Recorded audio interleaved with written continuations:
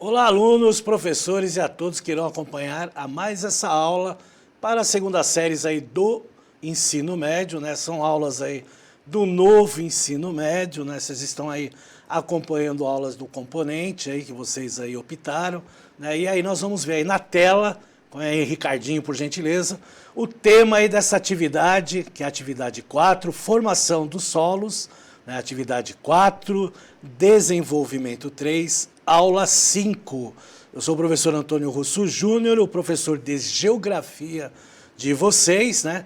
Vamos lá ver lá o aprofundamento, né? Pode colocar de novo aí na tela, né? O anterior, isso. Tá lá, o aprofundamento é a cultura do solo, do campo à cidade, que faz parte aí também da unidade curricular 1, o indivíduo e o ambiente, na qual temos aí o componente curricular 3, das rochas ao solo.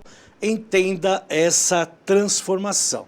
Então é isso aí, galera. Nós estamos chegando aí na última aula da atividade 4, né? Na próxima aula, nós vamos entrar na última atividade deste componente. Olha que legal, né? Vocês que estão acompanhando aí desde a atividade 1, desde a formação da Terra, né? Da formação do nosso planeta, de toda a estrutura interna e depois aí dos processos externos, né? Então vejam que nós já chegamos aí na formação do solo e já chegamos aí nessa última aula desta atividade. Vamos lá para a próxima tela que a gente vai ver aí as habilidades dos eixos estruturantes, está aí para vocês, né? Faz parte aí o eixo estruturante investigação científica, e aí nós temos as habilidades aí de ciências humanas sociais aplicadas, habilidades 01, 02, 03, 04, 05 e 06. E aí eu sempre lembro para vocês, né, quem tiver interesse em saber a descrição dessas habilidades, é só acessar aí o mapa aí, né, desse componente aí que vocês optaram, né, esse mapa que é o material de apoio pedagógico, que vocês já estão acostumados a acompanhar, e aí vocês conseguem ver toda a descrição dessas habilidades aí, né, dos eixos estruturantes, na qual, nesta atividade aí, nós temos a investigação científica. E tem também as habilidades do currículo paulista e o objetivo. Está aí na tela para vocês, habilidades aí do ensino médio da primeira série à terceira série, que são aí habilidades 103 e habilidade 306. E o objetivo é entender o processo de formação dos solos e os elementos que o formam através do intemperismo e da erosão, né? Então, sempre lembrando, né, que nós começamos essa atividade 4 aí, mostrando aí os processos, né, de intemperismo e de erosão, né? A formação aí do horizonte do solo, né? Depois aí como se formam os solos aí a partir, né, do desenvolvimento anterior, seguindo aí já neste desenvolvimento, sendo aí o último desenvolvimento desta atividade 4, ou seja, é a última aula aí que nós vamos ter sobre essa questão aí da formação dos solos, né? E aí na atividade 5 nós teremos um outro tema, partindo aí do componente que teve a interesse aí de vocês. Antes da gente dar continuidade a essa aula, nós vamos ver aí um vídeo, né, que fala aí sobre aprenda mais sobre os solos, tá certo? E aí daqui a pouco nós retornamos. Até já.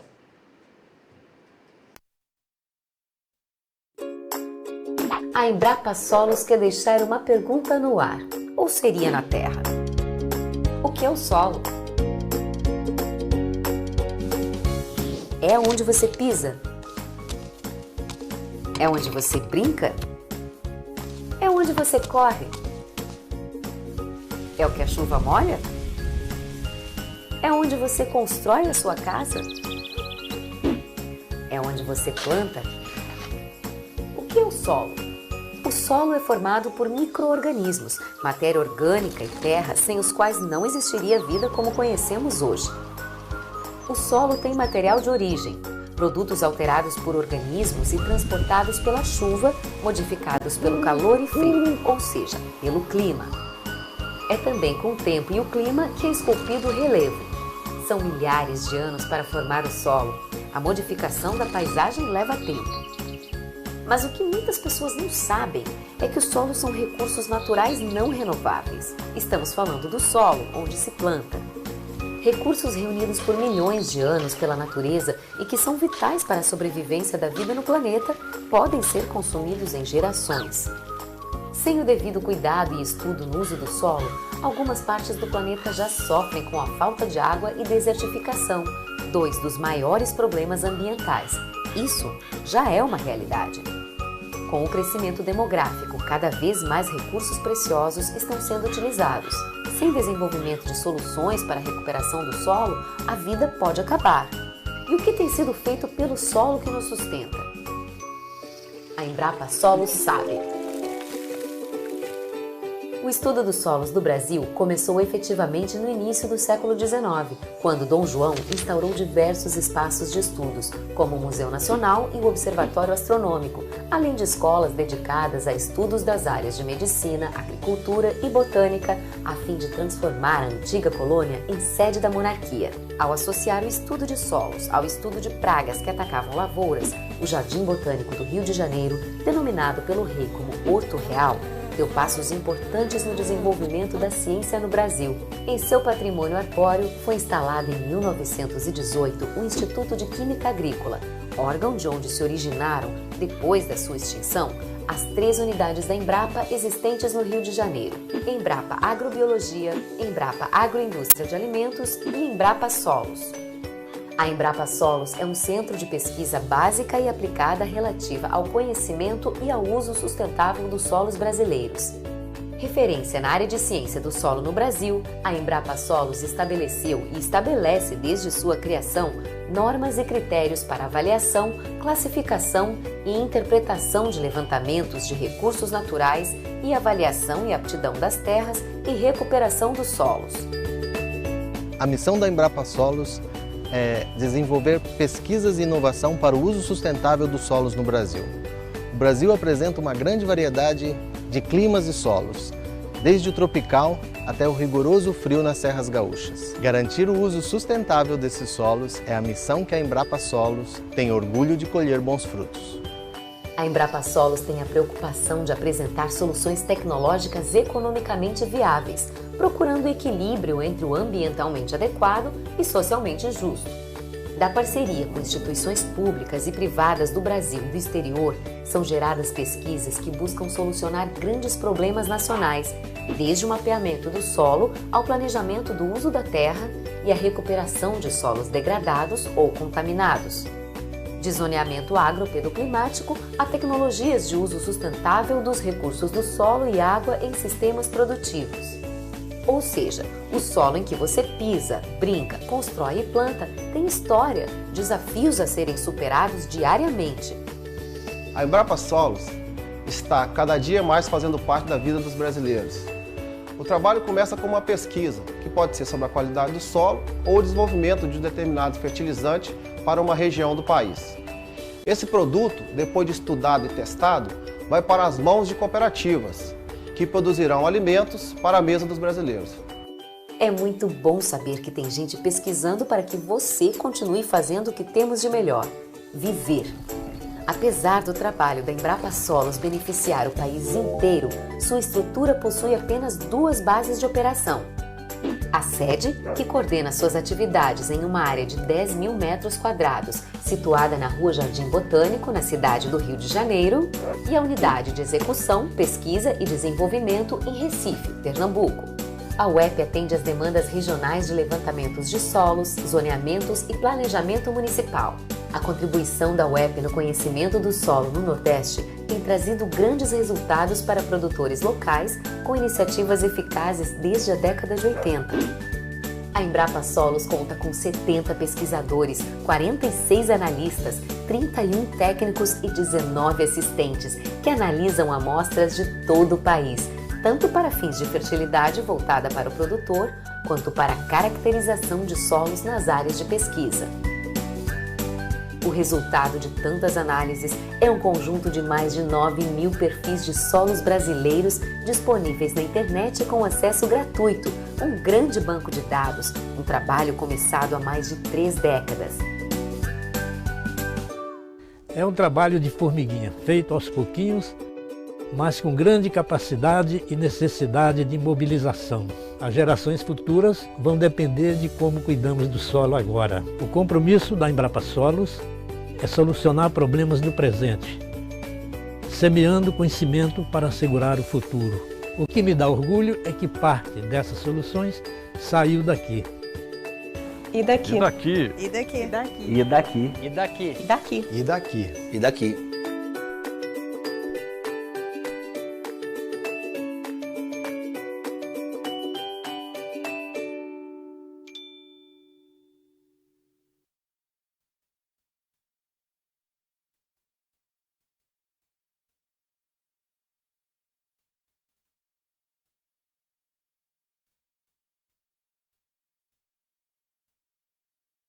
Muito bom, né? Quando a gente vê aí uma empresa totalmente brasileira, né? Tendo aí essas pesquisas aí há mais de 3 décadas, né? Porque a importância, né, da Embrapa, que tem aí o nome brasileiro, né? Empresa Brasileira de Pesquisa Agropecuária, ela desenvolve tanto na agricultura como na pecuária, né? E o legal foi no final do vídeo, né? Que tudo que se fez aí no Embrapa sai da cabeça dos pesquisadores que são brasileiros. Então, com muito estudo, muita dedicação, eles estão aí, né? E o Brasil está aí no patamar aí da ponta, né? Dos produtos aí agrícolas e dos produtos da pecuária, né? O Brasil é um dos maiores produtores aí da agropecuária no mundo, né? E não é à toa, porque nós temos vários pesquisadores aí, né? Distribuídos aí no Brasil afora, né? Demonstrando aí a sua capacidade, né, de ter estudado aí nas faculdades aqui do Brasil e desenvolver toda essa linha aí de trabalho, porque a importância da gente saber e conhecer bem o solo é uma das características no qual a gente pode, né, fazer aí, né, o avanço socioeconômico do nosso país através das áreas rurais e também das áreas urbanas. Então é importante a gente conhecer o solo onde nós pisamos e onde nós plantamos, né, produzimos aí os animais e também construímos. Certo, galera? Vamos lá para a próxima tela, que a gente vai ver um mapa, né, que a gente viu já anteriormente, de solos do estado de São Paulo, né, distribuídos aí pelo estado de São Paulo. Então a gente tem aí tipos de solos como argissolos, cambissolos, espodossolos, gleissolos, latossolos, né, neossolos, nitossolos, organossolos. Vejam quantos tipos de solos nós temos só no estado de São Paulo, tendo os argissolos e latossolos, como a gente vê pelas cores, né, que aparecem aí no estado, né, no mapa do estado, né, os principais tipos de solo que nós temos no estado de São Paulo, né. A cor azul mostra aí os corpos d'água que nós temos, né, no estado de São Paulo, e a parte preta, né, são as áreas urbanas, né? Então a gente vê lá um foco urbanizado, né, bem concentrado aí na grande metrópole do estado de São Paulo, né, que é a região aí, né, do município de São Paulo, e os outros 38 municípios que fazem parte aí, né, de toda essa região metropolitana de São Paulo. Então a gente observa no mapa, né, diversos tipos de solos que a gente pode estar estudando, né, aqui no nosso estado, né? Então veja a importância do estudo, porque a gente vai ver aí vários tipos de solos nessa aula, mas de um estado só, né? Então imagina a pesquisa que a Embrapa faz aí nos outros estados, né, com características de solos também diferenciados ou semelhantes ao que nós temos aqui no estado de São Paulo. Para a gente conhecer melhor esses solos que a gente tem aqui no nosso estado, eu trouxe aqui para vocês um link, né, que é de um site, né, do IAC, pode colocar aí na tela o link, que aí vocês vão estar observando ele, e eu vou acessar aqui do meu próprio computador para vocês acompanharem e depois pesquisarem melhor, né, essa relação que nós temos, né, sobre, né, as características que nós temos aí dos solos, né, em cada parte aí dos nossos municípios, né. São solos aí, a gente vê aí o mesmo mapa, né, que é o mapa aí de solos do estado de São Paulo, tá certo? E é importante a gente ver que existem várias características aí, né, de solos, né? Então são, vários tipos de solos e também características de cada solo, né? Tem solos que são muito parecidos, né, que servem aí, por exemplo, para agropecuária, como tem solos aí que, né, eles são mais secos, né, tem menos né, material orgânico e aí acaba, né, tendo menos possibilidade de você fazer aí um plantio ou dependendo, né, com a alta tecnologia que nós temos hoje no Brasil, né, de uso de fertilizantes aí que podem ter acesso à agricultura e também à pecuária. Então vamos voltar lá de novo para o site, né, a gente tem lá, né, esse site aí muito interessante. Aí é só clicar aqui na parte, eu vou começar aí pelo Argisolo, que é o primeiro que aparece aqui, porque está, né, em ordem alfabética, e por sinal aí um dos maiores tipos de solos em quantidade que nós temos aqui, né, no nosso estado. Então está aqui, ó, o legal desse site é que ele mostra a localização e as características de cada solo que nós temos aqui no nosso estado. Então nós temos aqui o mapa do estado de São Paulo, nós temos aí a distribuição desse tipo de solo, que em quantidade é o maior tipo de solo que nós temos aqui no nosso estado, né? Então a gente vê aqui na região oeste, né, uma grande quantidade aí de solo, né, de argissolo que nós temos, né? Uma boa quantidade aqui também na região, né, jogando lá mais para a região central, né, a faixa litorânea já tem menos esse tipo de solo aí. E aqui, né, descendo aqui na página, nós vamos ter aí as características, né, e tipo assim, a textura, a cor, né, os recursos minerais que nós vamos ter aí nesse tipo de solo. Então é sempre interessante aqui. Então o professor pode fazer aí, né, uma leitura, aí, uma pesquisa aqui, ó, tá vendo aqui nessa primeira parte ele dá as características principais, né? Então tá lá, argissolos são solos minerais com nítida diferenciação entre as camadas ou horizontes, reconhecida em campo, especialmente pelo aumento, por vezes abrupto, nos teores de argila em profundidade. Até a questão da coloração dele, né, uma coloração mais, né, amarronzada, a gente vai ver aqui, né, baixando mais, ó, tá vendo aqui, ó, nós temos aqui, ó, o argissolo, que ele tem características diferentes, né, ele tem aqui, ó, por exemplo, ele fala em texturas arenosa média, né, então ele tem uma coloração, né, mais aqui escura, né, um avermelhado, inclusive por causa da argila, né? Então nós temos aqui, ó, uma textura média argilosa e argilosa, veja que tem maior penetração de argila. Então vejam toda essa relação que nós temos aqui, né, desse site, que ele mostra, né, os tipos de solo que nós temos, né, no estado de São Paulo e as suas características. Então é interessante quando o professor for trabalhar nesse site, ele pode estar mostrando essas outras características aí, tá certo? E aí nós podemos ir para aí o outro lá, o próximo, que é o cambissolo. Então vejo que, né, a gente observando aí no mapa, né, eu vou até dar uma aumentadinha aqui no mapa para vocês observarem melhor, ó. Tá vendo aqui, ó, ele tem, né, uma pequena quantidade aí, principalmente aqui numa área mais litorânea, tá certo?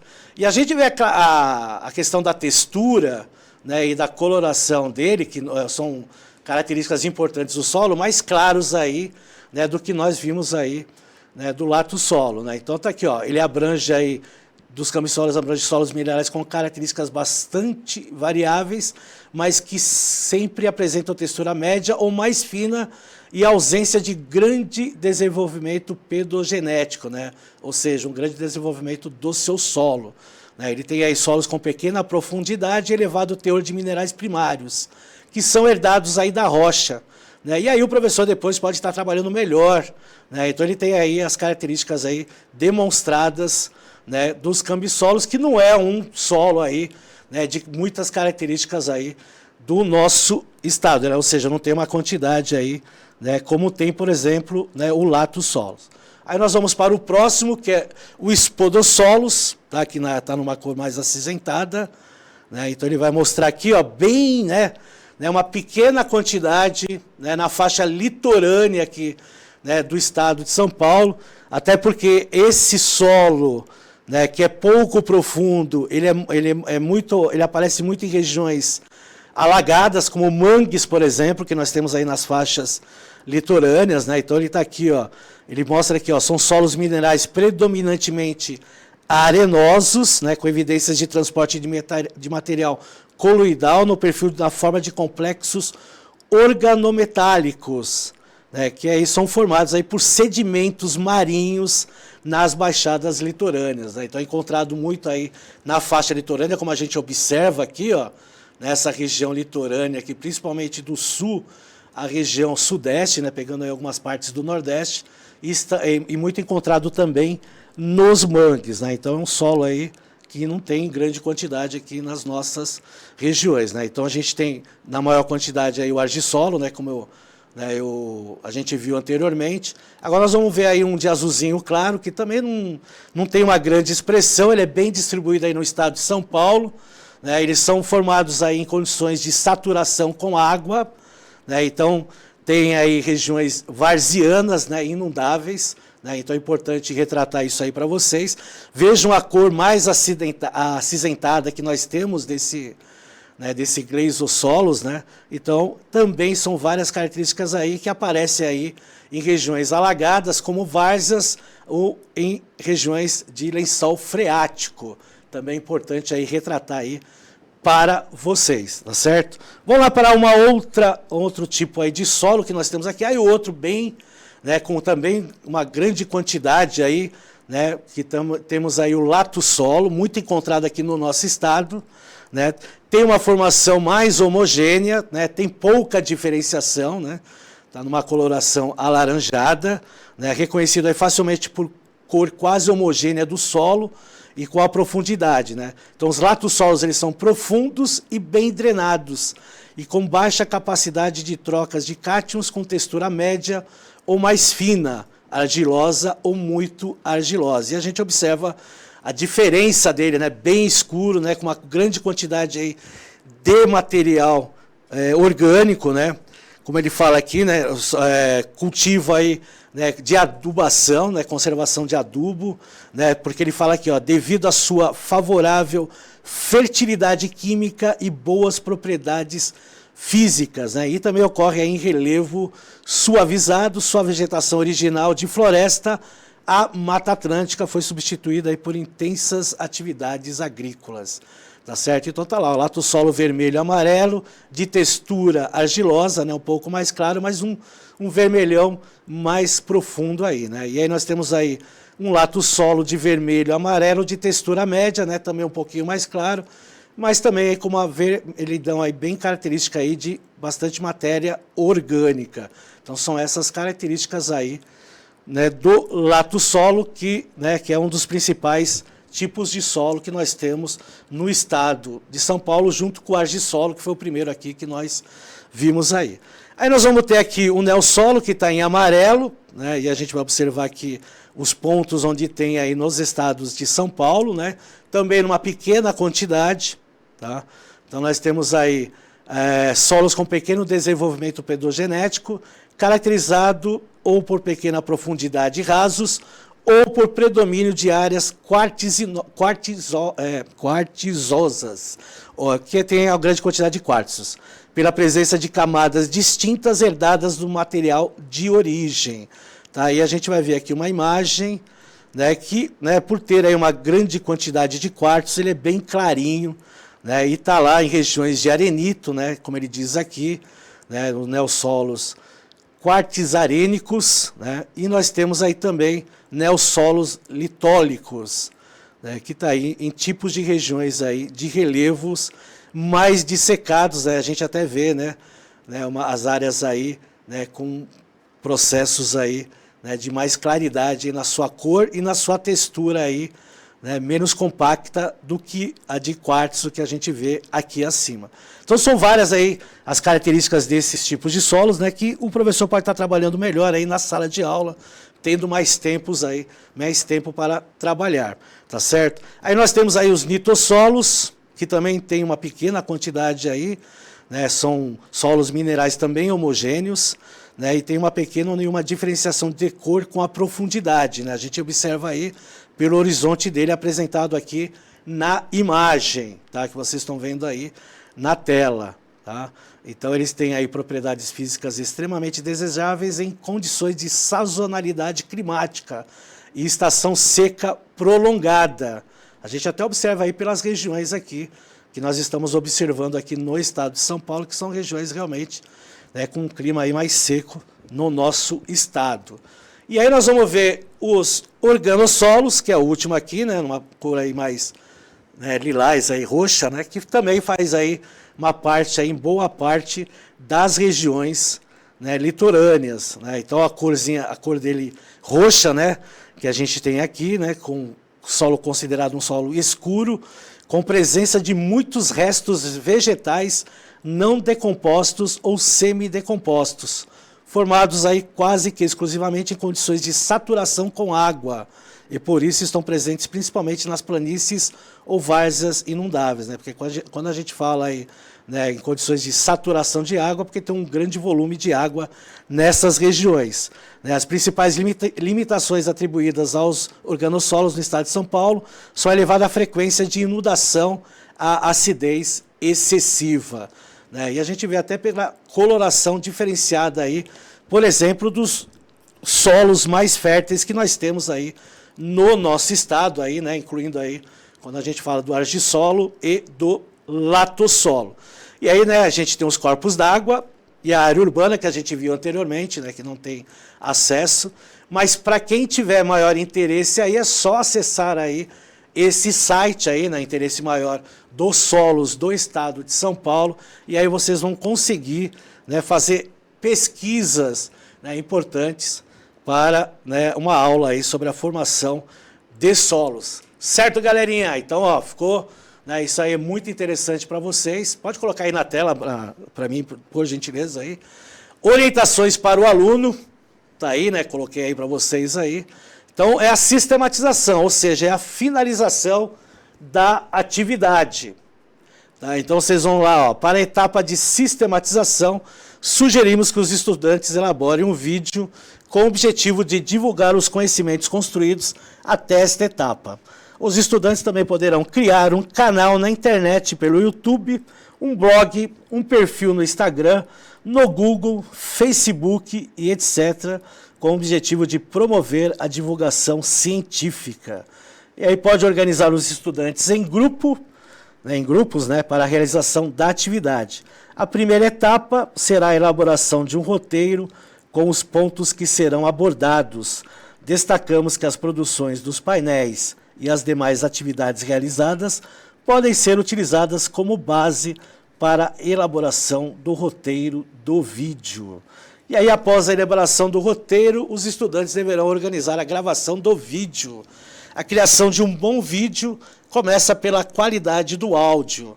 Por esse motivo, é recomendado que ele seja capturado de maneira separada por meio de um microfone.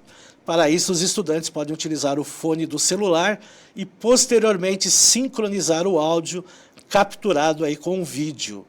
Se o grupo não tiver condições de gravar o vídeo em um ambiente silencioso, poderá ser utilizado um software de edição para remover o ruído de fundo. E aí tem um link aí mostrando aí, né? Na verdade são 2 links aí mostrando para vocês, né, para fazer a edição aí, tá certo? E aí vocês podem estar fazendo esse vídeo e depois apresentando aí, né, para os seus colegas aí na sala de aula.